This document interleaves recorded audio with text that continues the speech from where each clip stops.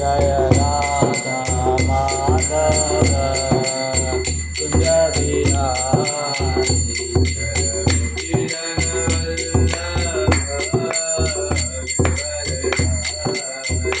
जय गोपी जन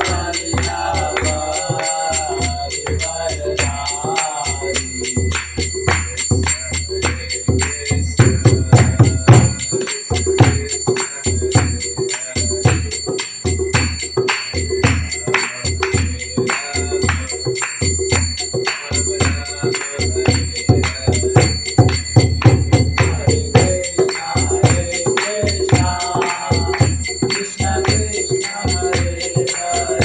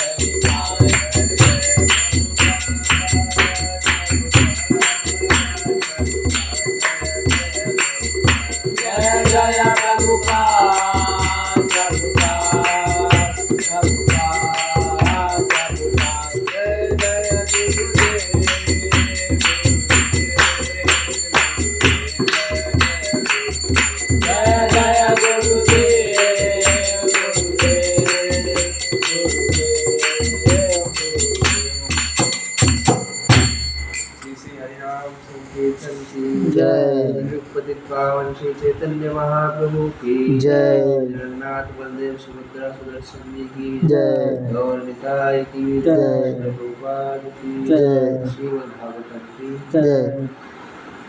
ओम नमो भगवते वासुदेवाय। ओम नमो भगवते वासुदेवाय। ओम नमो भगवते वासुदेवाय। ओम नमो भगवते वासुदेवाय। ओम नमो भगवते वासुदेवाय। ओम नमो भगवते वासुदेवाय। अज्ञानतिमिरान्धस्य ज्ञानाञ्जनशलाकया चक्षुरुन्मीलितं येन तस्मै श्रीगुरुवे नमः। श्रीचैतन्यमनोभीष्टं स्थापितं येन भूतले स्वयं रूपः कदा मह्यं ददाति स्वपदान्तिकं। वन्देऽहं श्रीगुरो श्रीयुतापदकमलं श्रीगुरुन् वैष्णवांश्च। श्रीरूपं साग्रजातं सगण रघुनाथान्वितं तं सजीवं साद्वैतं सावधूतं परिजनसहितं कृष्णचैतन्यदेवं श्रीराधा कृष्णपादान् सगण ललिता श्रीविशाखान्वितांश्च। नमो विष्णुपादाय कृष्णविशिष्टाय भूतले श्रीमते भक्तिवेदान्त स्वामिनिति नामिने। नमस्ते सारस्वते देवे गौरवाणी प्रचारिणे निर्विशेष शून्यवादी पाश्चात्य देशतारिणे। नमो महावदन्याय कृष्ण प्रेम प्रदायते कृष्णाय कृष्ण चैतन्य नामिने गौरतविषे नमः। हे कृष्ण करुणा सिंधो दीनबन्धो जगत्पते गोपेश गोपिका कांत राधाकान्त नमोस्तुते। तप्त कांचन गौरांगी राधे वृंदावनेश्वरी वृषभानुसुते देवी प्रणमामि हरिप्रिये। वाञ्छाकल्पतरुभ्यश्च एव च पतितानां पावनेभ्यो वैष्णवेभ्यो नमो नमः। जय श्री कृष्ण चैतन्य प्रभु नित्यानंद श्री अद्वैत गदाधर श्रीवासादि गौर भक्तवृंद। हरे कृष्णा कृष्णा कृष्णा हरे हरे हरे राम राम राम हरे हरे।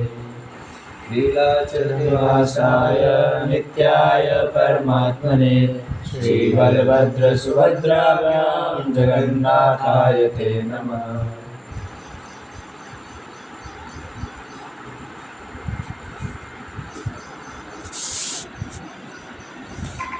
हरे कृष्णा। आप सब लोग अपना वीडियो ऑन कर लीजिए। वीडियो ऑन करने में सत्संग में वो क्लास लेट कर सकते हैं। ऋषभ प्रभु को छोड़ दें। आप लोग सुन रहे हैं? हरे कृष्णा। नहीं, वो रिचार्ज खत्म हो गया वाईफाई का अभी। ऐसी है मैं कर देता हूँ।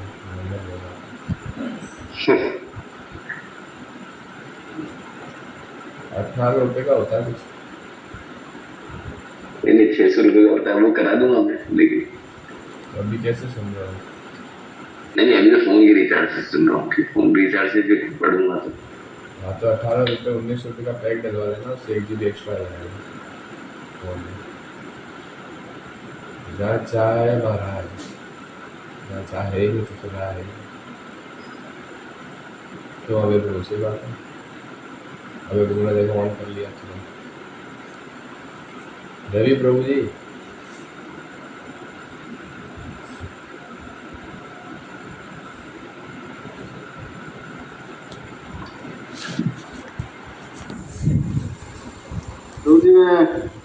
मेरा बंद रहेगा कैमरा। मुझे इधर जाना थोड़ा काम, मैं एयरबड्स लगा लूँगा। कब? क्लास के बाद? अभी कहाँ कहाँ अभी दिखाओ क्या काम कर रहे हो? हाथों वाले बैठ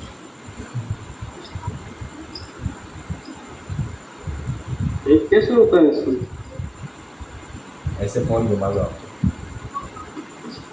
वो वहां पे वो व्हाइट बिल्डिंग दिख रही है आपको? हाँ हाँ। हाँ उधर ही है, वो 2-3 लोग दिख रहे होंगे, 5-6 लोग। 2-3 ये हैं, ये जा रहे हैं थोड़ी देर में, उनको भेज रहा हूँ। वो ट्रैक्टर खड़ा है, वो लेके जाना है।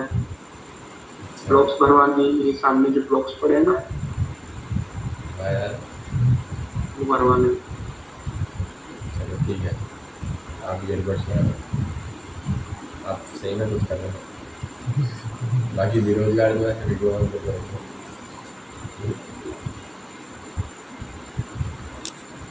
तो आज का टॉपिक क्या है? अच्छा, जो 7:30 तक क्लास में नहीं आता है ना शरीर रूप से, तो उनको बोल देना कि ब्रो जी आप 2 महीने बाद ग्रुप में ज्वाइन करना, फिर 2 महीने तक आपको सस्पेंड कर दिया। तो आज का टॉपिक क्या है बताइए भाई। साधु की पहचान, सच्चे साधु की पहचान। अनम्यूट करके बोल सकते हैं सब, इसमें ऑप्शन आता है, ऐसे माइक को दबाओगे तो।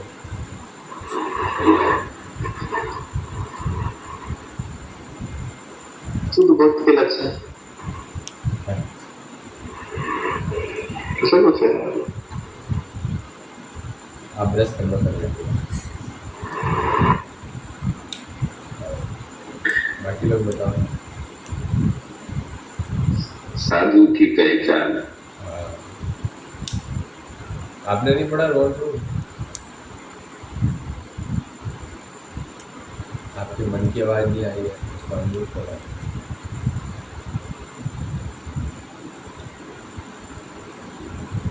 माइक का ऑप्शन आता है ना, उसमें माइक का बटन दबा के बोलो। हाँ। साधु का लक्षण क्या है तुझे? नहीं, साधु की पहचान आपने दोनों को मिला लिया क्या? साधु की पहचान है टॉपिक। रुद्र ब्रो, जी प्रभु, जय हरे कृष्ण। आपका हॉस्पिटल में हो? नहीं, अभी घर पे हूँ, अभी जाऊंगा फिर। अच्छा अच्छा, नानी के घर पे? हाँ, अब कैसी तबीयत आपकी नानी? खाना अभी वेंटिलेटर पे है। क्या क्या हो गया उन्हें? ब्रेन स्ट्रोक आया था, ब्रेन स्ट्रोक। ब्रेन हेमरेज या अलग होता है ब्रेन? नहीं, ब्रेन स्ट्रोक मतलब ब्रेन के अंदर वो जम जाता है, क्लॉट हो जाता है ब्लड, अच्छा, तो एक साइड पैरालाइज हो जाती है। तो अभी वो एक साइड पैरालाइज होंगी। राइट साइड पूरी पैरालाइज है।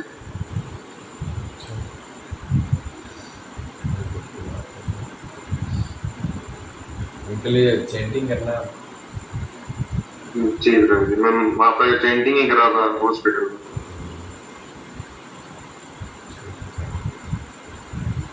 यही साधु की पहचान है, जो दूसरों के लिए भक्ति करता है। और ऐसी अवस्था में भी क्लास लेना और भक्ति क्रियाओं में लगे रहना, यही एग्जाम्पल है जब हम लोग हर क्षण भगवान को याद रखते हैं। मैंने देखा कई सारे वक्त ऐसे समय में बिल्कुल छोड़ देते हैं भक्ति, फिर सोचते हैं कि हम ये मोमेंट निकल जाएगा तब करेंगे, लेकिन वास्तव में वही मोमेंट होता है जब हमको भक्ति ढंग से करना है। तो जो व्यक्ति जाने वाला है वो हमारी स्वीकृति निश्चित प्राप्त करेगा, हम उसकी प्रार्थना की नहीं करेंगे। सही बात है, लेकिन हम माया इतनी प्रबल है कि उसी समय भक्ति छुड़ा देते हैं। तो ये बात हमको बहुत ध्यान है। और अगर आप वैसे भक्ति कर रहे हो तो ये निश्चित है।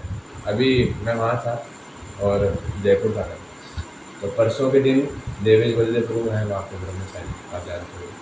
तो उनकी दादी का देहांत हो गया उसी दिन, और उसी दिन वो आश्रम में ही थे, और आश्रम में घर जाके आए, उनको बताया कि संस्कार कल किया जाएगा सब लोगों, तो वापस आश्रम में आ गए घर से। और वो इसलिए आ गए कि एक दिन में और अच्छे से ढंग से भक्ति करूँगा, और फिर जब अंतिम क्रिया होगी तो उनको आहुति, और फिर वो वापस घर गए कल मंगल गुरु पूजा अटेंड करने के बाद, फिर गाड़ी लेके घर गए और फिर सारी क्रिया। तो वास्तविकता में यही साधु की पहचान है कि वो उसको पता है कि मेन चीज़ क्या है, वो बुद्धिमान होता है, मतलब साधु का मतलब बुद्धिमान, कि कहाँ पे किसकी ज़रूरत है वो कार्य करता है, ना कि उसके इमोशन क्या बोलते हैं। तो आज हम देखेंगे इस चीज़ को। कपिल मुनि बताएंगे किनको, देवकी मैया को, कि साधु की वास्तविक पहचान है क्या। किस व्यक्ति को हम साधु बोलें? जो रोज़ मंगल आरती आ रहा है, जप कर रहा है, जो कभी मंगल आरती नहीं आ रहा लेकिन भगवान के प्रति अच्छा भाव रखता है, जो व्यक्ति भक्तों से तो अच्छा व्यवहार नहीं करता लेकिन भगवान की अच्छी सेवा करता है, तो कौन साधु है, उसको देखने का प्रयास करें। आप लोगों को दिख रहा है ऑनलाइन, ऑफलाइन तो दिख रहा होगा। जी गुरु जी।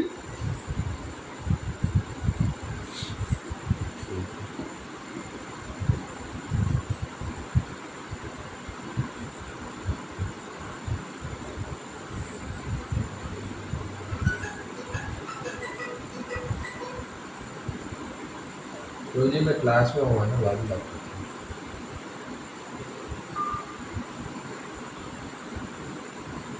अच्छा कृपया तुम भगवान के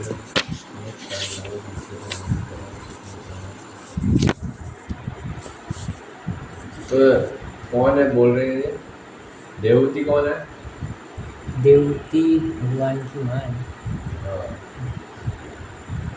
तो बिंदु सरोवर एक जगह है, आपने सुना होगा, महाराज जी बताते हैं कई बार कि वो ऐसा स्थान है जहाँ पे भगवान आ गए। अब वीडियो ऑन रखिए प्लीज़, मैं इसमें भी देख के बोलता हूँ। तो भगवान ऐसे स्थान पे आ गए जहाँ पे ये सारी चीज़ें भगवान ने देवकी मैया को सुनाई। बिंदु सरोवर कहाँ पे है आपको किसी को पता है? तो मुझे बताइए।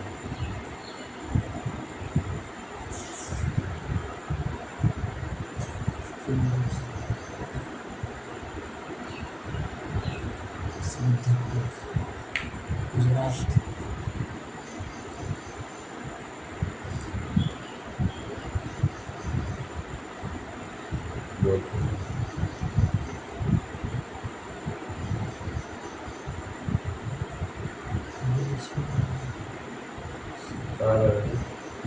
भुवनेश्वर क्या होता है?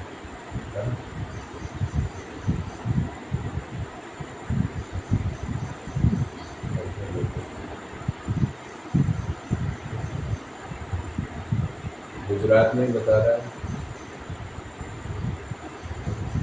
गुजरात के अंदर है ये सरोवर। तो इस सरोवर पे जाकर के जो देवती मैया है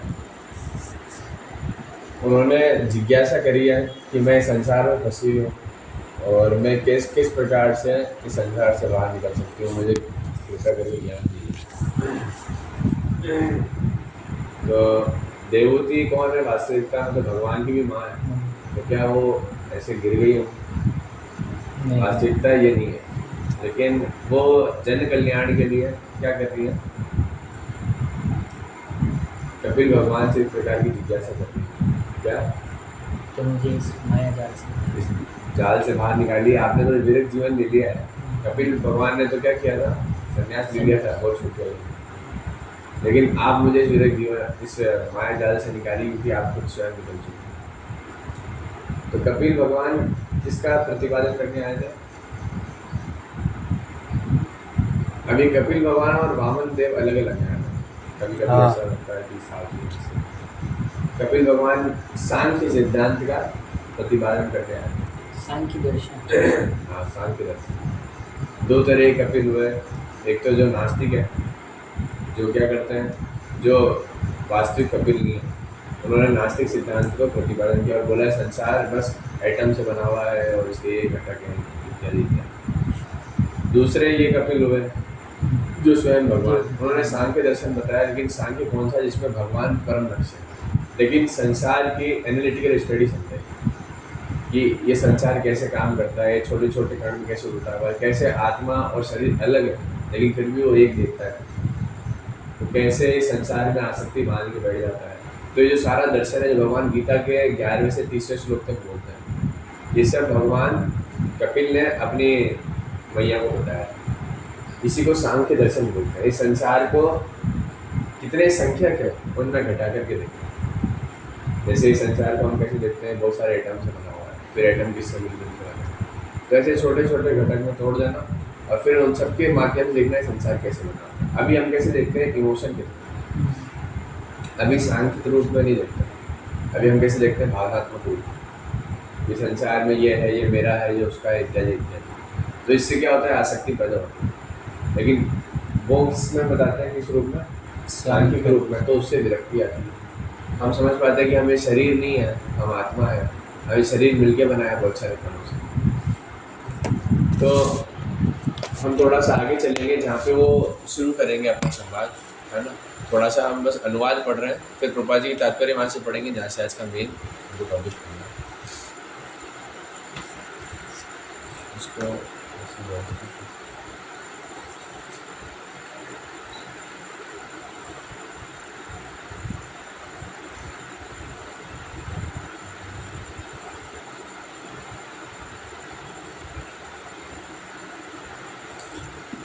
तो देवहूति ने कहा, चलो श्लोक में पढ़े थे।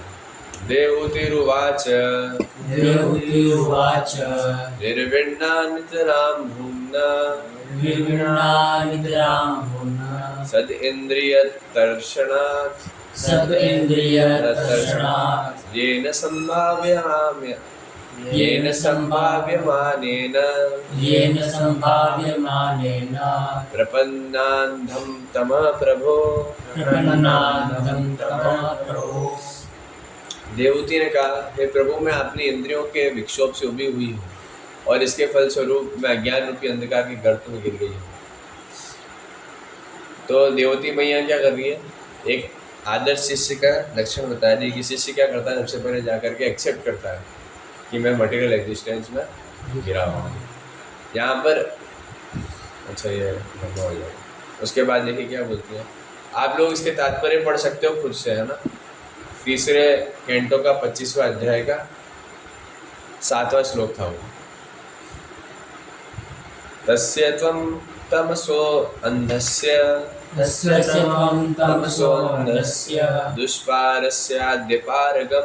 दुष्पारस्याद्यपारगम् सच्चक्षुर्जनमान्मन्ते लब्धं मे त्वदनुग्रहात्। ऑनलाइन भी चैंट कर सकते हैं। हे प्रभु, आप ही ज्ञान के घने अंधकार से बाहर निकलने के एकमात्र साधन हैं, क्योंकि आप ही मेरे दिव्य नेत्र हैं जिसे मैंने आपके अनुग्रह से अनेकानेक जन्मों के पश्चात प्राप्त किया है। प्रभुपाद लिख रहे हैं, यदि कोई इतना भाग्यवान होता है कि उसे कपिल मुनि जैसे गुरु या उसके प्रतिनिधि की संगति प्राप्त हो जाती है, तो उनकी कृपा से अज्ञान के कीचड़ से उसका उद्धार किया जा सकता है। अज्ञान को उससे किया है, ये कीचड़ का मतलब क्या है, दलदल। अज्ञान के कीचड़ से निकलने का मतलब है अज्ञान की दलदल में वो फंस जाता है, और जितना उस अज्ञान से बाहर निकलने का प्रयास करता है उतना ही और फंसता रहता है। अतः गुरु की पूजा उस व्यक्ति के रूप में की जाती है जो ज्ञान के प्रकाश पुंज से शिष्य को अज्ञान के कीचड़ से उबार देता है। क्योंकि कीचड़ में कोई गिर गया तो चल के बाहर आ सकता है कोई बोले, लेकिन दलदल से बाहर नहीं आ सकता। एक तो कीचड़ में ही रहना चाहता है, उसकी तो बात ही नहीं करेगी, फिर तो वो कीचड़ में ही रहेगा। लेकिन जो कीचड़ से बाहर निकलना चाहता है फिर भी वो अपनी इच्छा से बाहर नहीं निकल सकता, यानी दलदल की बात करिए। तो क्या लिखा है, गुरु के उपदेशों से अज्ञान का अंधकार हटता है और शिष्य स्वतंत्रता की ओर जाने में समर्थ होता है। भगवद गीता में कहा गया है कि मनुष्य अनेकानेक जन्मों के बाद श्री भगवान की शरण ग्रहण करता है। क्या श्लोक है, भोगनाम जन्म नाम अंते ज्ञानमानं मां प्रपद्यते वासुदेवं सर्वमिति स महात्मा सुदुर्लभ। इसी प्रकार यदि अनेक जन्मों के बाद किसी को प्रामाणिक गुरु मिल जाता है तो वह कृष्ण के ऐसे किसी प्रामाणिक प्रतिनिधि की शरण लेता है तो वह प्रकाश का किनारा प्राप्त कर सकता है। यह आद्यो भगवान पुंसाम ईश्वरो वे भवान किलः लोकस्य तमसान्धस्य चक्षुः सूर्यैवोदितः आप श्री भगवान हैं जो समस्त जीवों के मूल तथा परमेश्वर हैं। आप ब्रह्मांड के अज्ञान रूपी अंधकार को दूर करने के लिए सूर्य की किरणें विस्तारित करने के लिए उदित हुए हैं। अथ मे देव सम्मोहम् अपाकृष्टुं त्वमर्हसि यो अवग्रोहं ममेति इति उमेति ये तस्मिनो जितस्त्वया। हे प्रभु अब प्रसन्न हो और मेरा महामोह को दूर करें। अहंकार के कारण मैं आपकी माया में व्यस्त रही और मैंने अपने आप को शरीर रूप में तथा फलस्वरूप शारीरिक संबंधों के रूप में पहचाना। तो ये जो अहंकार की बात कर रहे हैं, कौन सा अहंकार है, कौन बताएगा? इस अहंकार का नाम क्या है? बोलिए बोलिए।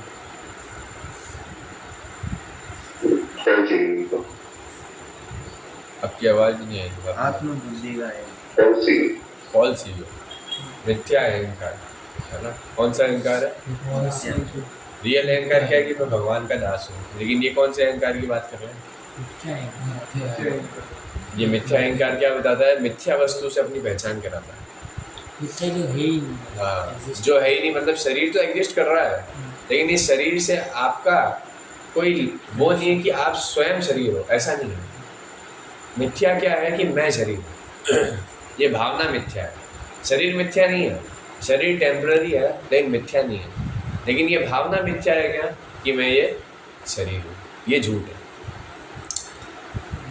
तो ये देवती मैया के साथ ऐसा नहीं है, लेकिन वो फिर भी बता रही है ताकि हमारे जैसे जीव जो हैं वो समझ सकें।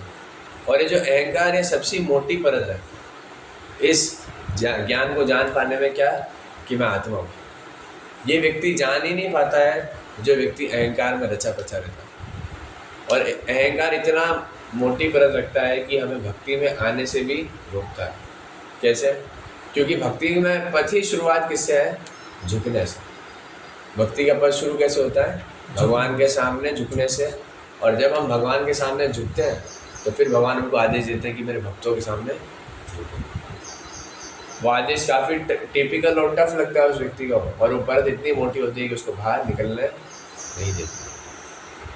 जितना व्यक्ति उत्तम होगा भक्ति में, उतना उसका अहंकार शून्य होता जाएगा। ये अहंकार बढ़ता जाएगा कि मैं भक्त और उनके भक्तों का दास हूँ। भगवान क्या कहते हैं कि जो कहता है मेरा दास है वो मेरा दास नहीं, जो मेरे भक्तों का दास है वो वास्तविकता में मेरा दास है। तो हे प्रभु अब प्रसन्न हो और मेरा महामोह को दूर करें।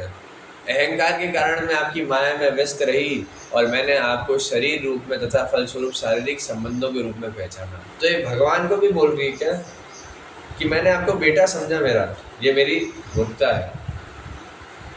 बेटा किस स्तर पे समझा? शारीरिक स्तर पे। ये तो मेरा शरीर है, ये मेरे स्वामी हैं। आप सिर्फ ये नहीं हो, आप परम प्रभु हो। जब यशोदा मैया नहीं समझ पाती है क्या ये परम प्रभु है, ईश्वर है। लेकिन देवती मैया हमारे लिए क्या है? ज़्यादा प्रैक्टिकल है। क्यों? क्योंकि वो इस स्तर पे समझा रही है कि हम शरीर नहीं आत्मा है। वो हमको बता रही है क्या कि जो आप गलत संबंध बना के बैठे हो, ये भगवान तक को बोल रही है क्या? आपका सोचो, एक तो बेटा हो, आप शादी करो, आपका बेटा हो और वो संन्यास ले ले तो बहुत दुख होगा कि छोड़ के चले। एक आपका बेटा पैदा हो और वो भगवान हो और फिर वो संन्यास ले ले, और भगवान से तो कितना आकर्षण होता है, तो वो अगर संन्यास ले ले तो कितना दुख होगा। तो देवती मैया उस दुख को एक्सपीरियंस करने के बाद भी क्या बोल रही है क्या कि मैंने गलत आइडेंटिफिकेशन कर रखा है कि मैं आप मेरे पुत्र हैं। तो भगवान भी किसी ऑर्डिनरी स्त्री को माता नहीं बुलाता, वो सारे तथ्य जानती है। हमसे कई गुना आगे भक्ति में है, कई गुना तो छोड़ो बहुत दूर ही है, कहीं दिख ही नहीं रहा। इस प्रकार से तो देवती मैया बहुत एग्जॉल्टेड डिवोटी है। कौन कहता है कि स्त्रियों को भक्ति में वरीयता नहीं दी जाती? देवती मैया के माध्यम से हमको एक ज्ञान मिलेगा। तो इस प्रकार की स्त्रियों के लिए कभी भी नहीं बोला गया शास्त्रों में क्या कि वो ढोल है ना? ऐसे बोलते हैं ढोल गंवार ऐसे करके एक श्लोक को जो रामायण में बोला गया। उस श्लोक का क्या अर्थ है? तो जो भी ऐसे स्त्रियां हैं जो भोगों के प्रति लगी हुई है, या ऐसे पुरुष भी हैं, गंवार भी बोला गया उसको, जो भोगों के प्रति लगा हुआ है, तो वो सब उस श्रेणी के ही आते हैं, ढोल है। लेकिन जो लोग भक्ति में लगे हुए हैं, जो लोग भक्ति को परायण है, भक्ति को पालन कर रहे हैं, वो इन सब चीज़ों के अंदर नहीं है। देखो माया किसको कहते हैं, अभी प्रभुपाद जी डेफिनेशन दे रहे हैं। अपने शरीर में आत्मबुद्धि का अहंकार तथा इस शरीर के साथ अपनी संग्रह की हुई वस्तुओं को जोड़ने का दावा माया कहलाता है। एक तो मैं ये शरीर हूँ, दूसरा ये वस्तुएं सारी मेरी हैं। ये दो शब्द ही ऐसे हैं जो क्या बताते हैं कि आप माया में। एक तो मैं और दूसरा मेरा। लिख भी सकते हो। भगवद गीता के 15वें अध्याय में भगवान कहते हैं, क्या कहते हैं, मैं हर एक के हृदय में आसीन और सबों की स्मृति तथा विस्मृति मुझी से है। देवहूति ने कहा कि अपने आप को शरीर मानना तथा शारीरिक वस्तुओं के प्रति आसक्ति भी भगवान के निर्देशन में है। तो क्या इसका अर्थ ये होगा कि भगवान एक को भक्ति में और दूसरे को निवृत्ति में लगाकर भेदभाव बरतते हैं? तो प्रभुपाद जी उत्तर भी दे रहे हैं, यदि ऐसा हो तो भगवान की ओर से असंगति होगी, क्योंकि वास्तव में ऐसा नहीं है। ज्यों ही जीव भगवान के प्रति अपनी वास्तविक स्वाभाविक दासता की स्थिति भूल जाता है और इंद्र तृप्ति के माध्यम से भोग करना चाहता है, तो माया द्वारा बंदी बना लिया जाता है। क्या श्लोक क्या है इसके लिए? चैतन्य चरितामृत का श्लोक आता, किसी को पता है? कुछ नहीं पता, सिर्फ ढोल हो गया। क्या है? किसी ऑनलाइन को पता है चैतन्य चरितामृत में क्या लिखा है कि जैसे जीव भोग की वांछा करता है तो उसको माया पकड़ लेती है।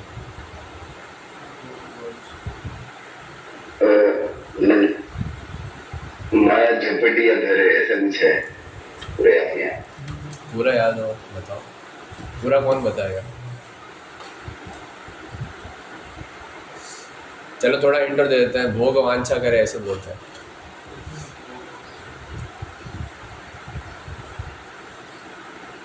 रोहन प्रो आपको आता है क्या?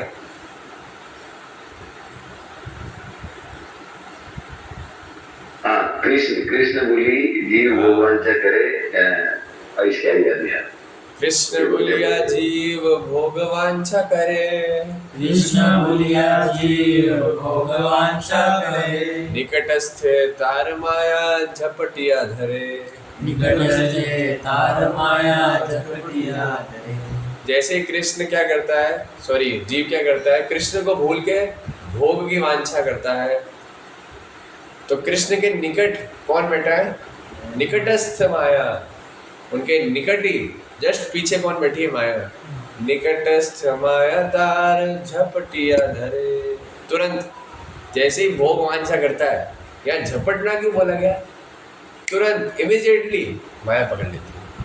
सीधे बोल सकते थे कि माया तार धरे, झपटिया धरे क्यों बोला? कि माया बिल्कुल तुरंत एक सेकंड भी भोग वांछा करी तो जैसे कुत्ता चूहे को कैसे झपट लेता है या बिल्ली, ऐसे माया हमको पकड़ती तुरंत, एक सेकंड का भी वेट नहीं करती। हम सोचते हैं कई बार क्या कि मैं तो माया में नहीं पड़ूंगा, इतना से करने से क्या होगा, शॉर्ट सी तो देखें, लेकिन क्या करती है माया? तुरंत झपटिया धरे, और फिर पता नहीं चलता है ना? उसको लगता नहीं है। बिल्ली पकड़ती है तो चूहे को पता चलता है, डर तो लगता है, लेकिन ये चूहा कैसे हो गया? मोटा ताजा हो गया। तो मोटा हो जाने के बाद जो चर्बी होती है उसी कारण से व्यक्ति को सेंसेशन कम होने लगता है।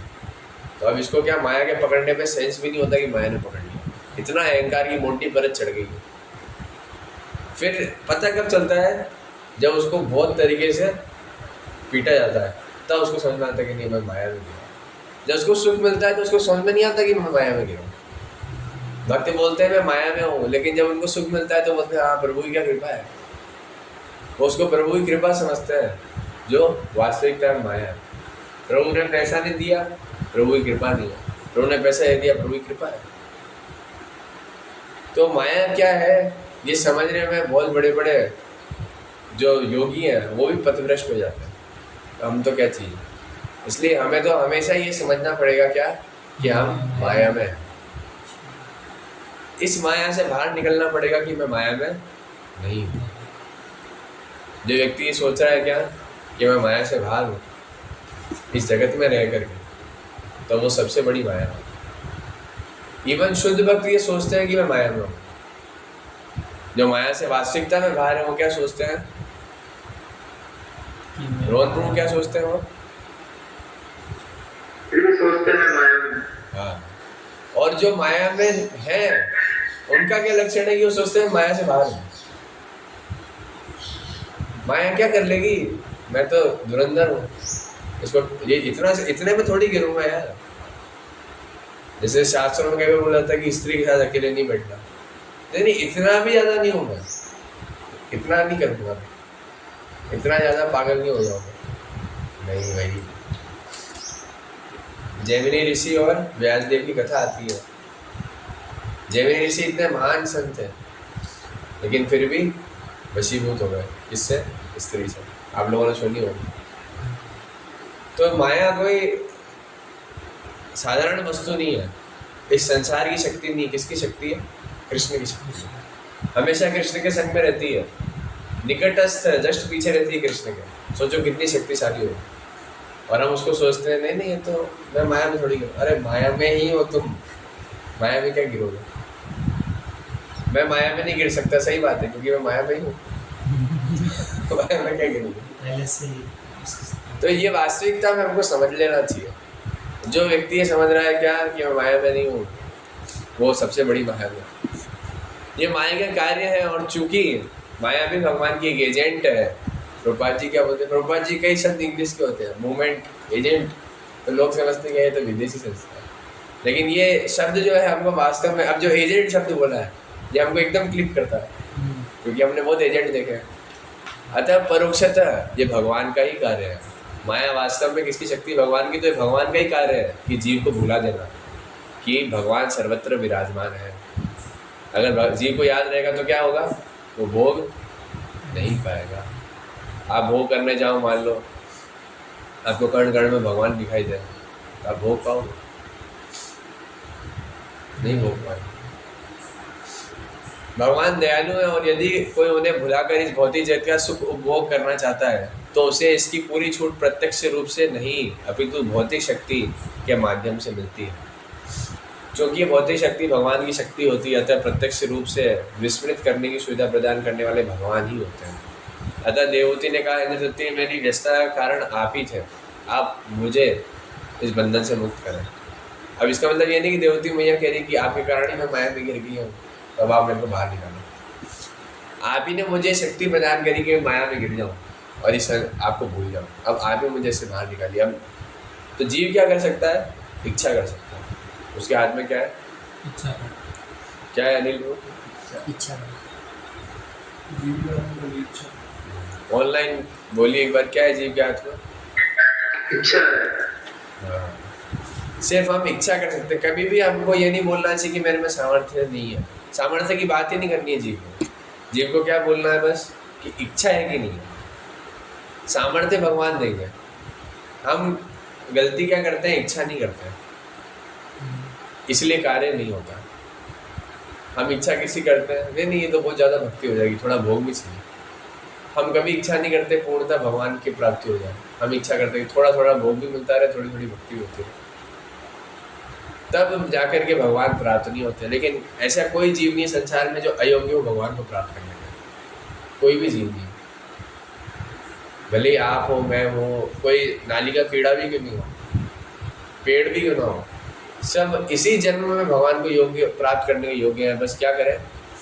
इच्छा कर ले। ईश्वर की कृपा से मनुष्य को इस भौतिक जगत का भोग करने की अनुमति प्राप्त है, किंतु जब वह भौतिक सुख से उबकर हताश होता है, ये होना बहुत जरूरी है। क्या? भौतिक सुख से जो हुआ है उसने भक्ति करी है, लेकिन जब वो भूल गया तो वापस कंपटीशन की तैयारी में लग जाता है, कुछ करने लग जाता है, तो फिर वापस माया उसको हताश करेगी। होता है। और जब वह निष्ठापूर्वक भगवान के चरणों में आत्मसमर्पण कर देता है तो ईश्वर सदैव होने के कारण उसे बंधन से मुक्त कर देते हैं। निष्ठापूर्वक क्या करेगा? अरे भगवान अब तो कोई मार्ग ही नहीं है, आप ही हो जो, और वास्तव में भगवान उसको माया से मुक्त कर देते हैं। अतः भगवत गीता में श्री कृष्ण कहते हैं सबसे पहले भगवान नहीं बोलते, है ना। ये शब्द प्रभुपाद जी ने लिखे। क्या? सबसे पहले भगवान क्या बोलते हैं? मेरी शरण में आ जाओ, तब तुम्हारा दायित्व उठा दूंगा और तुम्हें समस्त पाप कर्मों के फलों से मुक्त कर दूंगा। लेकिन ये जो शब्द लिखे हुए हैं, क्या? सबसे पहले। ये आचार्य समझाते हैं कि सबसे पहले यही करना है भाई, और कुछ नहीं करना है। भगवान बोलते हैं सर्वधर्मान परित्यज्य, है ना। प्रथम सर्वधर्मान परित्यज्य, ये हमारे आचार्य बोलते हैं कि सबसे पहले मेरी शरण में आओ, मैं तुम्हें संसार के सारे कष्टों से मुक्त कर दूंगा और तुम्हें मोक्ष प्रदान करूंगा, तुम्हारे पापों के फल को हर लूंगा। लेकिन आचार्य हमको ये सिखाते हैं कि यही कार्य मुख्य है। भगवान तो बहुत सारी बातें बोलते थे, हमें कंफ्यूज नहीं होना। पाप कर्म वे कर्म हैं जिन्हें हम भगवान के साथ अपने संबंध को बुला देने की स्थिति में रहते हैं। अब इस हिसाब से तो हम पाप ही कर रहे हैं डेली। क्या? पाप कर्म वे कर्म हैं जिन्हें हम भगवान के साथ अपना संबंध बुला देने की स्थिति में करते हैं। जैसे हम कोई मान लो मिठाई खाते हैं, तो उस समय याद रहता है कि हम भगवान के दास हैं और भगवान की कृपा से मिठाई प्राप्त हुई है और मैं इसका आस्वादन करके और भक्ति में आगे बढ़ूंगा। याद रहता है नारायण रूप मंदिर में मिलता है तो मिलता है प्रसाद। हाँ, मंदिर में किसी ने ऐसे आदमी याद रहता है, लेकिन जब हम घर पे भोग लाए खाते हैं, ऐसे खाते हैं, तो ठीक है, बात मिल गई, बढ़िया भोगूंगा। अगर खाते वक्त अगर भगवान को याद कर रहे हो तो वो सही होता है। खाते वक्त अगर ये मान रहे कि भगवान की कृपा प्राप्त हुई है, तो वही मिठाई आपको उद्धार कर देगी। नहीं, मतलब ऐसा नहीं सोचना कि मतलब भगवान ने हमको दिया है, पर उस समय भगवान का स्मरण करना या फिर वो एक अलग बात है, लेकिन ये मानना पड़ेगा कि भगवान को दिया हुआ है। ये नहीं मानते अगर भगवान का दिया हुआ है, उनकी कृपा है, तो फिर वही हमको बांध देगा। ये स्मरण की जो आप बात कर रहे हो, ये शुद्ध भक्तों के लिए, वो तो हमेशा ही भगवान के स्मरण में चलते रहते हैं। हम कितनी देर स्मरण कर रहे हैं? एक चपाती खाते खाते स्मरण हो जाएगा, बाकी 3 चपाती और है, तब क्या करोगे? तो इसलिए हम पहले प्रार्थना करते हैं कि महाप्रसाद की जय हो, आपकी कृपा से मैं संसार से बाहर निकलूंगा। हमेशा महाप्रसाद को देख के बहुत कृतज्ञ अनुभव करना चाहिए कि इसी कृपा से ही मैं पार पाऊंगा। ऐसी हर वस्तु आपके जीवन में आए, कृतज्ञ अनुभव करना चाहिए। आपको गाड़ी दी भगवान ने, उसमें पेट्रोल डलाने की शक्ति दी है, तो भी मानना चाहिए क्या, भगवान आपकी कृपा से मैं गाड़ी चला पा रहा हूँ और अपने कार्य कर पा रहा हूँ। मैं तो आप 1 सेकंड दो तो मैं फक्कड़ हो जाऊँगा। साइकिल में पैदल चलने की शक्ति भी आप दे रहे हो, शरीर को पैरालाइज है, देखो उनके अभी दादाजी नाना जी, शरीर चलाने की शक्ति भी आप दे रहे हो। वो मुख्य नहीं है, मुख्य क्या है? शरीर चलाने की शक्ति कौन दे रहा है? भगवान। हर एक कार्य, आँख की पलक उठाने की शक्ति भी कौन दे रहा है? भगवान। लेकिन अगर हम उस पर भी भगवान को भूल करके भोगों में लगे हुए हैं, तो हमसे ज़्यादा अनग्रेटफुल, अकृतज्ञ और धूर्त कोई नहीं। भगवान हर क्षण हमारी मदद करते हैं, लेकिन हम जब परेशानी आती है तो क्या बोलते हैं? भगवान ने या भक्तों ने हमारे लिए किया ही क्या?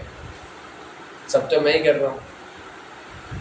मान लो कोई व्यक्ति तन से, मन से, धन से भगवान की सेवा कर रहा है, तो क्या वो तीनों उसके हैं क्या?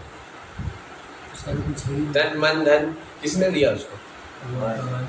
किसने दिया? लेकिन वो अगर ये मान ले कि मैं मेरा धन, मेरा तन, मेरा मन भगवान की सेवा में लगा रहा हूँ, तो ये उसकी मूर्खता है। वास्तविकता में दिया किसने था उसको? भगवान। लेकिन वो क्या सोचता है कि नहीं नहीं, मैं तो अगर लगा दूंगा तो मेरा नष्ट हो जाएगा। तो भगवान बोलते हैं ठीक है, अपने पास रखो।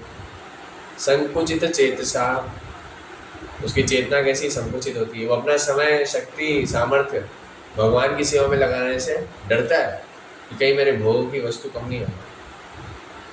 वास्तविकता में वस्तु भी भगवान दे रहे हैं, वो सामर्थ्य भी, भोगने का सामर्थ्य नहीं रहेगा तो क्या भोग लोगे आप? कर लो संकुचित, क्या करना।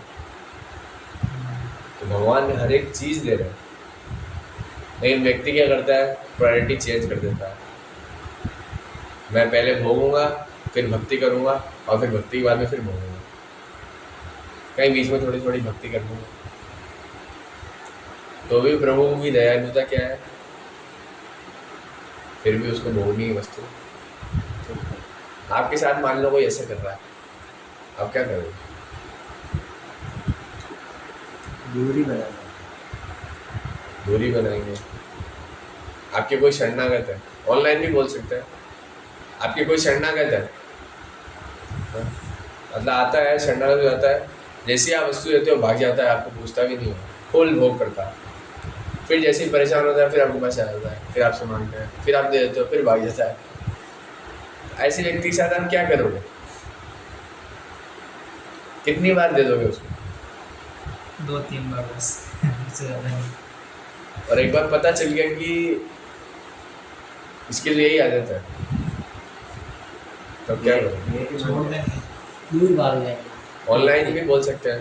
तो पहले कौशल प्रवृत्ति के लिए बोला था गेट ही नहीं गया। ऑनलाइन डिवोटीज भी बोलिए सब अनम्यूट करिए।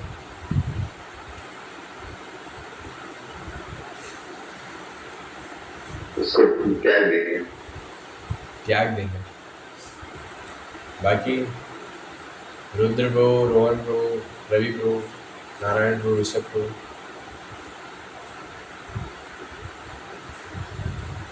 हाँ प्रभु जी, एक बार मतलब चेता भी दे, अगर बार बार ऐसा करेगा तो फिर भगवान तो त्याग देते। भगवान का त्याग देते भाई, आप जी तो रहे तो हो। मतलब भक्त रखते हैं ना, भक्त रखते हैं भगवान को साइड में। भगवान भक्तों के माध्यम से रखते हैं।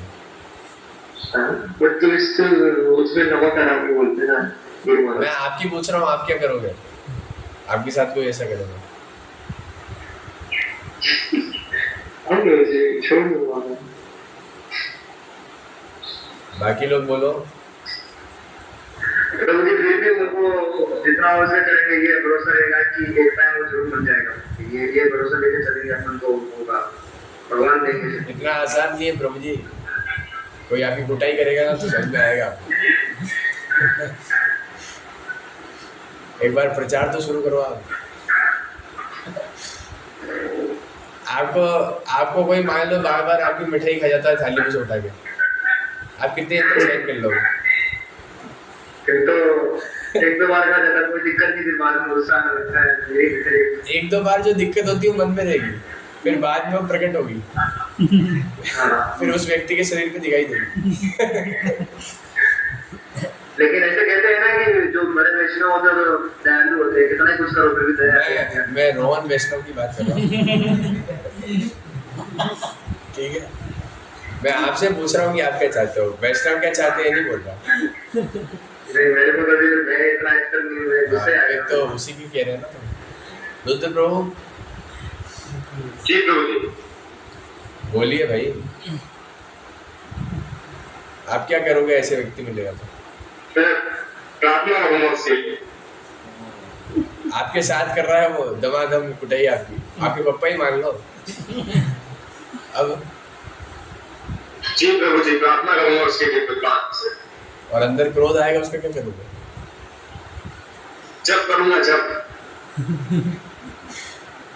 ऐसा करना आसान है क्या वास्तविकता में? कर लूंगा प्रभु जी। नहीं, आपसे नहीं पूछ रहा, आप तो शुद्ध भक्त हो, बाकी लोगों से पूछो। बाकी लोग ऐसा कर पाते हैं नहीं जब ऐसी स्थिति बनती है तो? जब जो 16 माला करना ही बहुत मुश्किल होता है। हाँ बोलिए। तो जैसे कि वर्तमान में बहुत सारे लोगों में जो आंसर होता है, लेकिन मेरे हिसाब से मुझे लगता है कि छोड़ेंगे नहीं, लेकिन उसको थोड़े टाइम के लिए ध्यान देना बंद कर दें। हाँ,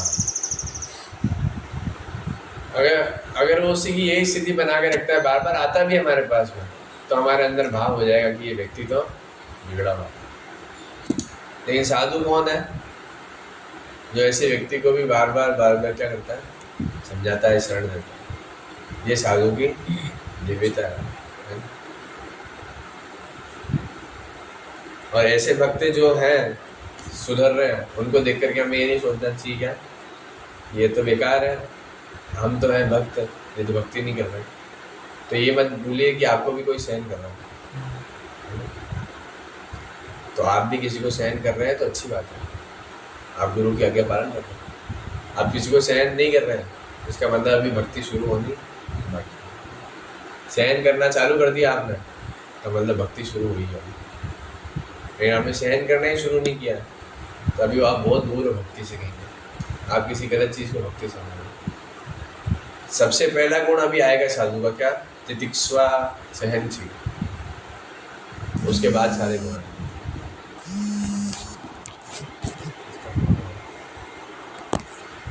तो हम ये इस तात्पर्य को पूर्ण करके फिर अगली बार पढ़ेंगे नेक्स्ट टाइम। इस संसार में भौतिक सुख के लिए जिन कर्मों को पवित्र माना जाता है तो वे भी क्या है? पापपूर्ण है। उदाहरणार्थ कभी कभी किसी गरजमंद व्यक्ति को इस दृष्टि से दान देता है कि बदले में उसे 4 गुना अधिक धन मिलेगा। मैं भगवान का दान करूँगा तो हमारा घर बढ़िया चलेगा। लाभ के उद्देश्य से दिया गया दान रजोगुणी दान है। ऐसा दान कौन सा दान है? तो दान भी 3 गुणों में होता है, भगवद गीता में भगवान बता रहे हैं। जहाँ जो भी कर्म किया जाता है वो भौतिक प्रकृति के गुणों के अधीन रहकर किया जाता है। फलतः भगवान की सेवा के अतिरिक्त सारे कार्य क्या है? देख करके बोलो क्या है? सारे कार्य क्या है?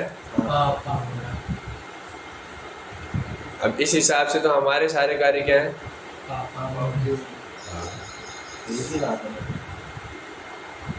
हम अगर भगवान की सेवा छोड़ करके, गुरु का आदेश छोड़ करके कुछ नया कार्य करते हैं अपने मन से, तो वो क्या है? पापपूर्ण। उसके फल हमको झेलने पड़ेंगे। इसका मतलब ये नहीं कि गुरुजी ने बोला था काजू कतली की मिठाई जोधपुर मिष्ठान भंडार से लेके आना और मैं सावरिया सेठ से लिया है तो फिर गलत हो जाएगी। ये मतलब नहीं इसका। इसका मतलब है उनके आंतरिक भाव को समझना और फिर उसके हिसाब से कार्य करना। पाप कर्मों के कारण हम भौतिक आसक्ति द्वारा मोहित होते रहते हैं।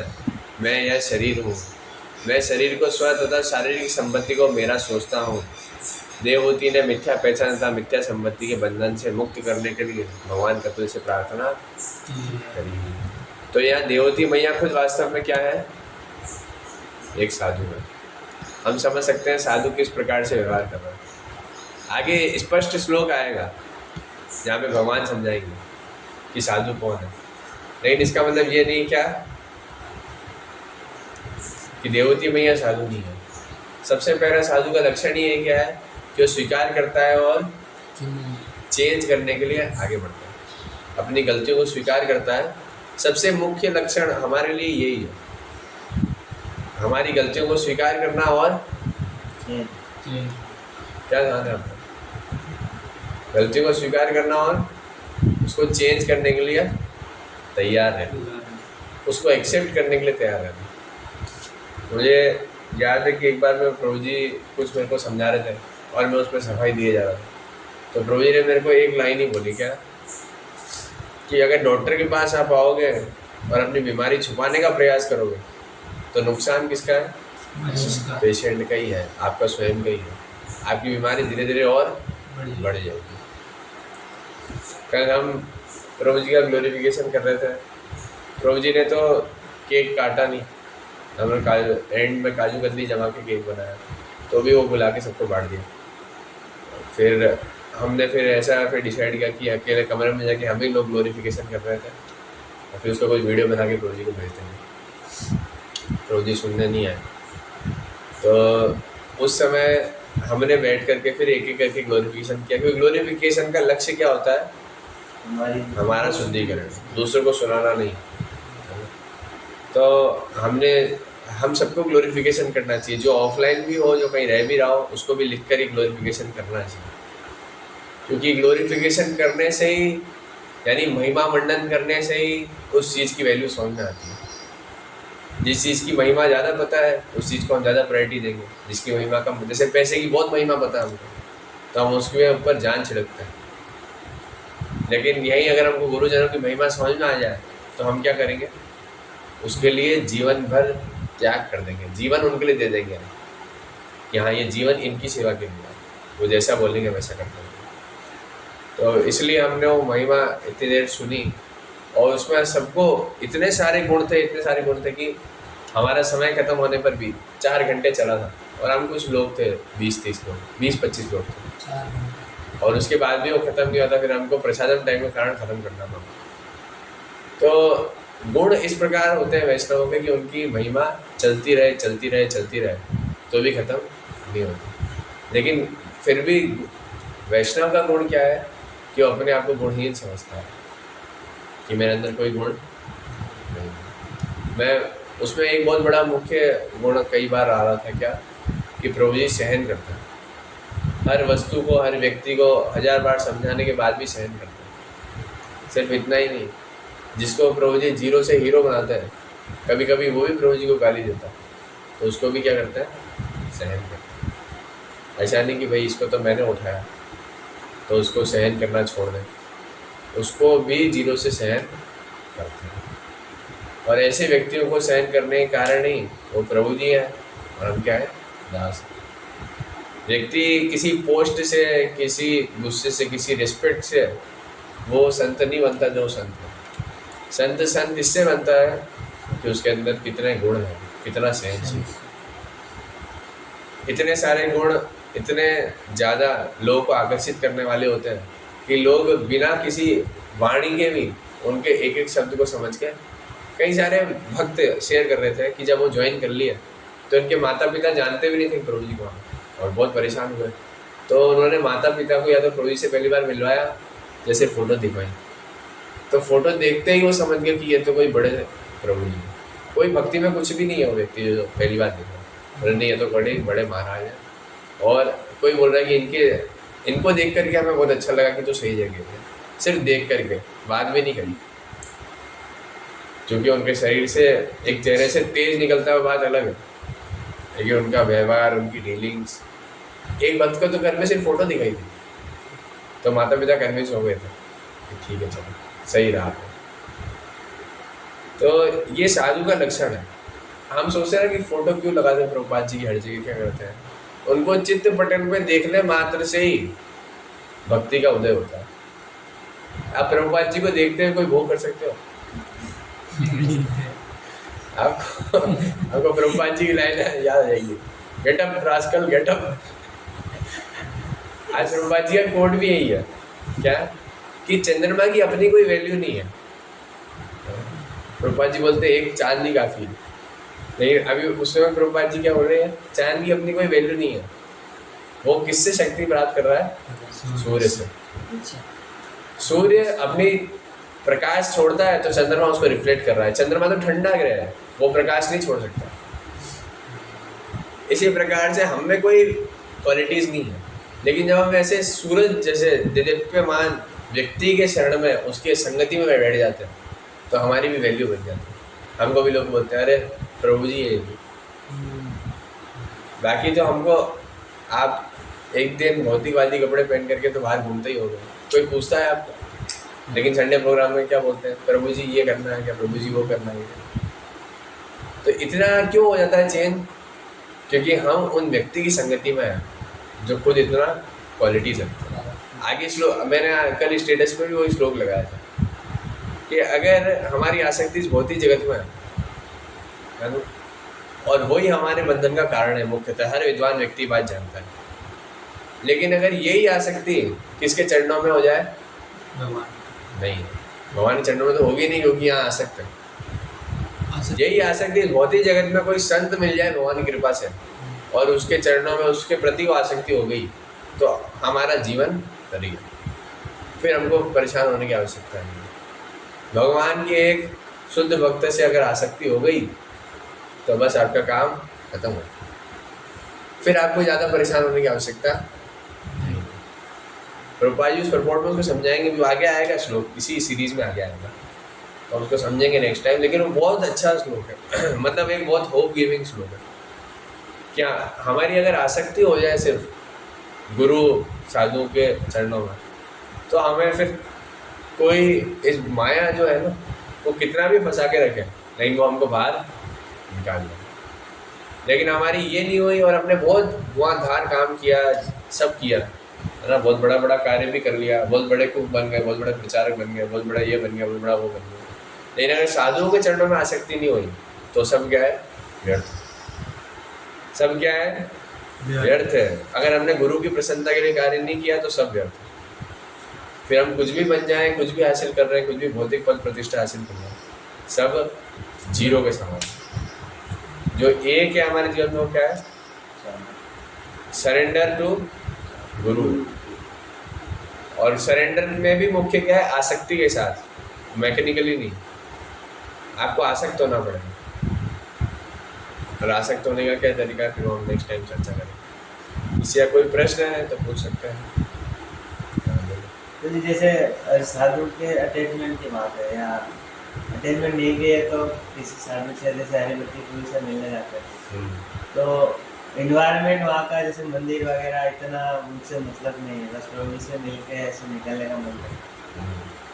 तो उसको क्या समझे, अटैचमेंट तो है ही नहीं, जब वो जा रहे हैं उस जगह से भी मतलब नहीं। धीरे धीरे बढ़ेगा, धीरे धीरे समझ में आएगा कि उनके आदेशों से अटैचमेंट होना चालू होगा। साधु से अटैचमेंट का मतलब है कि उनके आदेशों से अटैचमेंट होगा। जितना अटैचमेंट होगा साधु से, उतना ही उसके आदेशों से अटैचमेंट बढ़ेगा।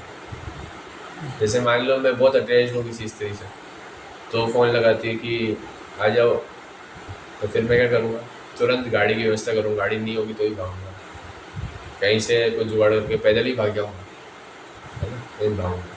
इसका मतलब मैं आसक्त हूँ। ऐसे ही अगर कोई गुरु से आसक्त है तो उनके आदेश पालन करने के लिए वो भी ज़मीन आसमान एक करने को तैयार होगा कि कैसे भी लाना है। जैसे मुझे याद है कि एक बार प्रभुपाद जी ने बोला कि मुझे पानी पीना है, शुद्ध जल। तो परम मुझे तमाल कृष्ण गोस्वामी महाराज वहीं थे, तो सामने नदी बह रही थी। बोले नदी का पानी बहुत अच्छा होता है। प्रभुपाद ने बोला तब उसको पीना अच्छा नहीं, बोले तट पे तो लोग नहाते हैं तो गंदा पानी आता है। तो परम पूज्य तमाल कृष्ण गोस्वामी महाराज ने क्या किया, जैसे नदियाँ होती हैं तो उसके तट पे बिल्डिंगें बनी रहती कई बार गंगा में, तो बिल्डिंग पे गए सबसे ऊपर, और ऊपर से जाकर के पूरे नदी के बीच में छलांग लगा, और नीचे जाकर के शुद्ध जल बोतल में भर करके फिर लाके दिया। प्रभुपाद जी ये पानी पी।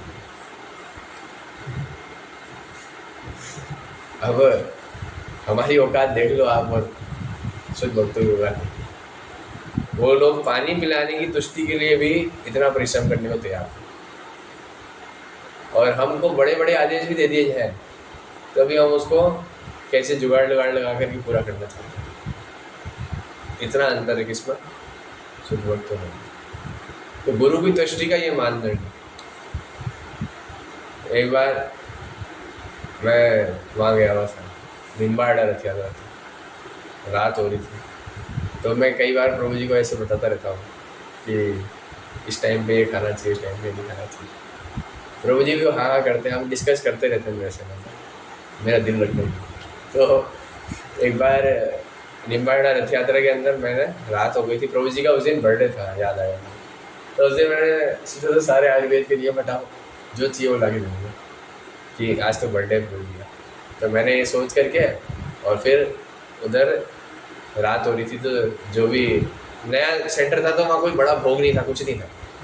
तो वहाँ 56 भोग की वस्तु है निकाल के मैं उसमें कुछ सब्ज़ी निकाली, एक दो भिंडी की और ऐसे। प्रभु जी सब्ज़ी खाते थे, तो वो सब्ज़ी लेकर के मैं आया। तो प्रभु जी ने अंत में बोला कि छाछ है क्या। अब रात हो रही थी और प्रभु जी ने गाया था, तो मेरे को पता है गला भी ख़राब है, लेकिन पता नहीं उस समय क्या हुआ, दिमाग में याद ही नहीं आया कुछ, और मैंने बोला हाँ मिल जाएगी। ऐसा होता है ना, प्रभु जी बोलते हैं तो फिर अपना दिमाग काम नहीं करता, फिर अपन भागते लेने के लिए कहाँ मिलेगी। तो प्रभु जी ने बोला, तो मैं भी, अब फिर प्रभु जी का दूसरा प्रश्न था ये कि इतनी रात हो रही कहाँ से लाओगे। मैंने बोला अब पता नहीं प्रभु जी, मैं आता हूँ बस 2 मिनट। मैं गया लेने के लिए, बाहर गया, तो मैं जिस दुकान पे गया, हर दुकान पे या तो छाछ खट्टी मिल रही थी और या फिर छाछ ही नहीं थी। और कोई व्यक्ति मिल गया मेरे को भगवान के पास, वहाँ नया व्यक्ति है, तो उसके पीछे बैठ के पूरा मार्केट घूमा, तब जा कर के सारी ब्रांड खत्म हो गए, फिर सरस की छाछ मिली तो ठीक थी, तो लेके आ गया मैं। तो उसमें भी अब कन्फ्यूजन हो गया कि भाई मसाला छाछ लाऊं कि शुद्ध छाछ। तो वो दोनों छाछ लेकर के मैं आया, और फिर मैंने ला करके उसको नॉर्मल किया। तो उस समय कोई माता जी प्रभु जी से बहस कर रही थी कौन, बर्थडे के दिन भी मेरे को गुस्सा आ रहा था कि कौन है, कि वो बोल रही थी ये नहीं ऐसा वैसा ऐसा। तो उसके बाद में मैंने उसी समय फाड़ के प्रभु जी को दे दी, थैली से, ये कुछ था ही नहीं। तो प्रभु जी ने भी थैली से पी ली, और उस समय हो गया। फिर गाड़ी में आके बैठे, जैसे ही बाहर निकले तो प्रभु जी का गिरा और दुखने लग गया। तो फिर मेरे को बोला कि काढ़ा बना देना, उनको बोल देना उनके जो सर में। तो उन्होंने काढ़ा बना के रखा रात को। तो प्रभु जी ने बोला कि पता नहीं सब मिक्स हो गया, अभी तो क्या छाछ फिर काढ़ा फिर सब। तो मैंने बोला प्रभु जी छाछ पीने से गला खराब हो जाता है। तो प्रभु जी ने बोला तो क्यों बुलाई फिर अब मैं क्या बोलूँ उस समय। तो इसका मतलब ये था कि वो डांट मेरे कानों में थी, और दूसरा मेरे को भी थोड़ा सोचना चाहिए। लेकिन इसका मतलब ये नहीं कि मैं उनको इतना समझाने लग जाऊं कि उनकी इच्छाएं पूरी नहीं। सर्वप्रथम क्या है, उनकी तुष्टि। उनकी तुष्टि जिस वस्तु में मिलती है वो कार्य करना श्रेष्ठ है। हाँ, उनका स्वास्थ्य अगर खराब होता तो मुझे कई बार मैंने ऐसे पीछे खींचा है चीज़ों का, सामने होते हुए कि नहीं मैं नहीं दूँगा। लेकिन कारण क्या है कि उनको भी पता है कि इसका लक्ष्य, तो हंसते हैं मेरे को देख कि यार ये उस्ताद बन रहा है, लेकिन हाँ ठीक है चलो। लेकिन वास्तव में आंतरिक मन क्या है, वो एक कनेक्शन होना चाहिए। और गुरु की डांट जो है ना, वो इतना बड़ा प्रेम है, ये आपको रियलाइज़ तब होगा जब आप इस भौतिक संसार में कहीं गिर गए होंगे, तब आपको समझ में आएगा कि गुरु की डांट से बड़ा प्रेम कुछ भी नहीं है। और वही साधु की कृपा है। साधु यही करता है, जीव का अहंकार छिन्न करता है, और इससे बड़ी उसकी कृपा कुछ है ही नहीं, क्योंकि वही सबसे मोटी परत है संसार से बाहर निकलना। इससे बड़ी कुछ भी कृपा नहीं। गुरु आपको बहुत मीठी बातें कर रहा है, हरे कृष्णा आप कैसे हो, आ गए बैठ जाओ वहाँ प्रसाद पा लेना, ये कृपा नहीं है। कृपा क्या है? एक लेक्चर में अभी महाराज को सुना था, महाराज को कोई साइड में खड़ा रहता है वहाँ नीचे, महाराज को बोलते हैं ए मूर्ख उधर जाके बैठ, और बाकी से बोलते हैं हाँ। तो हम ये समझ रहे थे कि तो ये महाराज की वास्तविक कृपा है, और पूरी जो ऑडियंस बैठी थी वो समझ गई कि इस व्यक्ति पे कृपा है, इस पे कृपा है, जिस पे महाराज अधिकार जता रहे हैं, इसका मतलब कृपा है। तो ये हमें बहुत ग्रेटफुल होना चाहिए अंदर से, क्या कि गुरु ने अधिकार जताया है, गुरु हमें डांट रहे हैं, गुरु हमें मार रहे हैं तो और अधिकार जता रहे हैं, यह हमारा ही सौभाग्य है। इसलिए हर किसी को अधिकार प्राप्त नहीं है। और कोई प्रश्न है किसी को? गुरु जी आसक्ति तो बहुत सारी चीज़ों से हो सकती है, तो यहाँ से बाहर निकलने के लिए गुरु के चरणों में आसक्ति होनी चाहिए, तो वो आसक्ति इतनी आसानी से नहीं होती है। तो अगर आसक्ति गुरु के चरणों में होगी तो हर तरफ से आसक्ति हट जाएगी। हाँ, हट जाएगी। जितनी आसक्ति बढ़ेगी ना, क्योंकि देखो गुरु ऐसी सेवा देंगे, गुरु में आसक्ति मतलब गुरु के आदेश पालन करने की इच्छा होगी, तो गुरु ऐसी सेवा देंगे जो आसक्ति हटाने देगा। हाँ, जैसे अभी हम अगर परम पूज्य तमाल कृष्ण गोस्वामी महाराज जी की जगह होते हैं, हमको तैरना आता, तो अगर हमारी प्रभुपाद जी से आसक्ति तो हम भी यही करते हैं, और हमारा अहंकार टूटता कि मैं बॉस हूँ, मुझे दास का अहंकार आता। उस समय भी तमाल कृष्ण महाराज सन्यासी ही थे, प्रभु नहीं थे। तो सन्यासी होकर के भी ऐसी सेवा करना बड़ी बात है। एक तो हम तो नए व्यक्ति हैं, तो ये हमारा अहंकार आ जाता है, ये सब। जैसे मान लो गुरु ने बोला जरा नाच के दिखाओ, कीर्तन में नाचो, आओ आगे आओ, तो हम क्या करते हैं, थोड़ा थोड़ा हिलते रहते हैं, ऐसे करते हैं। तो ये वास्तविक लक्षण है कि हमारा अहंकार है। लेकिन आप वही देखोगे कि बड़े बड़े हैवी भक्त भी जब गुरु का आदेश होता है तो बिल्कुल ऐसे नाचते हैं, पूरे कपड़े गीले हो जाते हैं। वृंदावन में एक जानता हूँ, एक प्रभु जी हैं, वो पूरे मतलब बहुत बड़ा शरीर है उनका और बहुत हैवी शरीर है, लेकिन वो नाचते हैं पूरा कपड़ा गीला हो जाता है, पूरा आर पार दिखने लग जाता है, और फिर ऐसे नाच करके वहाँ करके पेड़ के नीचे, आपको पता है वाटर को पानी पीने वाला एक जगह है, छोटे वाले गेट से घुसते हैं, चप्पलें खोलते हैं, इधर पानी पीने का, वही उधर एक पेड़ है, तो वो ज़्यादातर वहीं बैठे मिलते हैं, वहाँ बैठे रहते हैं और पूरे शरीर से पसीना छूट रहा होता है। तो वो देख करके मेरे को समझ में आता है कि गुरु की आज्ञा से किस कदर हमको एक्सटेंड करना चाहिए। ये नहीं देखना चाहिए क्या मेरी कैपेसिटी है, ये देखना चाहिए क्या इंस्ट्रक्शन है। हाँ, उस इंस्ट्रक्शन को पालन करके थक भी गए, पढ़ भी गए कहीं कोने में जाके, कोई दिक्कत नहीं, इंस्ट्रक्शन तो पालन हो गया। कम से कम मरो तो ये मलाल नहीं रहे हृदय में कि मैंने गुरु की आज्ञा पालन नहीं करी, आज्ञा पालन करते करते ही मर जाए तो अच्छा। ठीक है, तो हम इसको यही विराम देते हैं, 8:20 हो गई है। हरे कृष्णा कृष्णा कृष्णा कृष्णा हरे हरे, हरे राम राम राम हरे हरे। तो सहदेव ग्रुप में जो भी पार्टिसिपेंट है उनसे प्रार्थना है कि प्लीज़ टाइम पे आइए। जो टाइम है एग्जैक्टली उसी पे हम चालू करेंगे। 7 बजे का टाइम मतलब 7 बजे सेटअप करने नहीं भागना। 7 बजे एग्जैक्ट 4 क्लास चालू होगी और मैं यही क्लास लूँगा, बाकी क्लास मैं बंद करूँगा। भिलवाड़ा में यही क्लास मुख्य क्लास रहेगी। बाकी जो क्लास है नए लोगों के लिए वो शाम को कल हो जाती है, जो हो जाती है। मुख्य क्या है, ये क्लास में वही भक्त आएंगे जो भक्त भक्ति के लिए सीरियस है, ठीक है। और मैं बिल्कुल नहीं चाहता है ऐसे भक्त इस क्लास में आए जो लोग लेकर के सीरियस नहीं है चीज़ों को लेकर। इसलिए ना मैं उन लोगों को रीच कर रहा हूँ, ना उन लोगों को फ़ोन कर रहा हूँ। और अपनी इच्छा से मैंने तो स्वेच्छा दी है नकल ग्रुप वालों को भी, जो आना चाहे आए, नहीं आना चाहे नहीं आए। तो इसलिए हम इस क्लास पे प्योर रखना चाहते हैं। अभी दूध को बॉईल करने का समय आ गया, तो जितना हम प्योर रखेंगे उतना ही इस क्लास की प्योरिटी बढ़ेगी। इस क्लास में प्राय सब 16 माला करने वाले हैं, भक्ति का नियम पालन करने वाले हैं, 4 नियम पालन, 16 माला जप और अपना अध्ययन श्रवण करने वाले, उन्हीं लोगों को हम अलाउ करेंगे। मेरे को किसी भी ग्रुप से लगता है कि हाँ ये व्यक्ति नहीं कर रहा है तो उसको मैं किसी भी क्षण निकाल दूँगा, ये मैं आपको पहले ही बोल रहा हूँ। तो जिसको रहना है इस मेंटेन, अपना नाम सोच समझ के मुझे कल तक व्हाट्सएप कर देना। जो लोग आज नहीं है प्रेजेंट, जैसे आशीष प्रभु नहीं है, तो उनसे आप आयुष्मान प्रभु बात कर सकते हो कि प्रभु जी जब आप सीरियस हो जाएंगे 6 महीने बाद तो फिर आपको ऐड करा जाएगा, ठीक है। तो अगर आप इन्फॉर्म कर रहे हो कि मैं आ रहा हूँ और फिर उसके बाद आप प्रेजेंट नहीं हो तो फिर ये नहीं झेला जाएगा।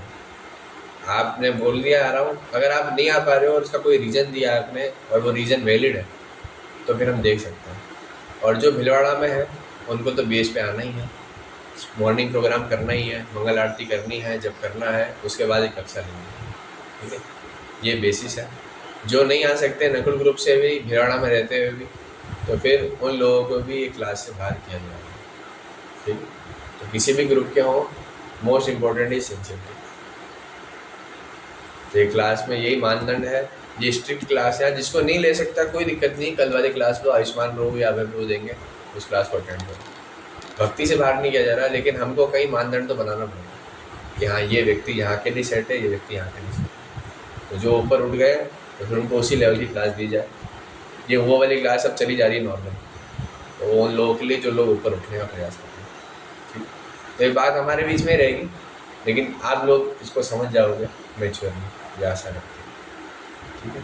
अभी 5 लोगों के नाम मुख्य हैं सहदेव ग्रुप में: रुद्र प्रभु, रोहन प्रभु, अनिल प्रभु, शुभम प्रभु। और अगर नारायण प्रभु कंसिस्टेंट रहते हैं, जैसे आज ये लेट आए थे, तो नेक्स्ट क्लास में और ऑब्जर्व किया जाएगा। अगर नहीं आ पाते हैं तो फिर इनको भी निकाल दिया जाएगा, ठीक है। बाकी क्यों इनका वीडियो भी ऑन नहीं है ना, ये क्या कर रहे हैं मुझे पता नहीं। तो जो भी एक व्यक्ति का होना चाहिए मानदंड, हमारा मानदंड है सहदेव गुरु क्लास का पहले मंगल आरती, फिर जब, फिर क्लास, तीनों में प्रेजेंस आवश्यकता है, ठीक। हरे कृष्णा कृष्णा कृष्णा हरे हरे, हरे राम राम राम हरे। जगत गुरु श्रील प्रभुपाद की जय। उपस्थित और भक्तवृंद की जय। निताई गौर प्रेमानंदे हरि हरि। बोलो। हरे कृष्णा बोले। आपने बोला मुझे सबके ये क्या बोलते हैं, चेहरा दिखाने लग गया। क्या आपने बोला सबकी तबीयत ठीक थी नहीं, तो ये वाला काम नहीं चाहिए ना कि मैं हमेशा बोलता रहूँ और फिर लोग वीडियो ऑन करें। मैं कब तक पीछे पड़ूंगा? मेरे को साफ साफ इंस्ट्रक्शन है कि भिलवाड़ा में जितना हो सके उतना ही करना है। मेरे को फोकस वहाँ करना है। वो प्रोजेक्ट अभी शुरू हो रहा है, वहाँ ज़्यादा मेरे को श्रम करना है। मैं क्यों इन लोगों पे समय वेस्ट करूँ? वहाँ कहाँ पूजी भिलवाड़ा।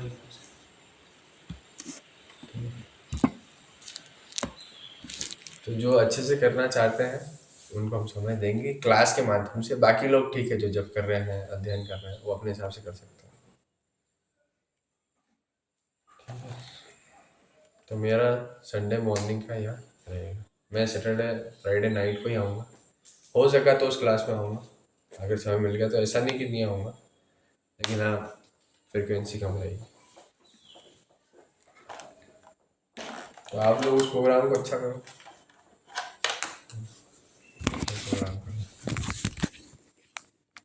और अगली बार से नहीं होना चाहिए मंगल आरती जब सब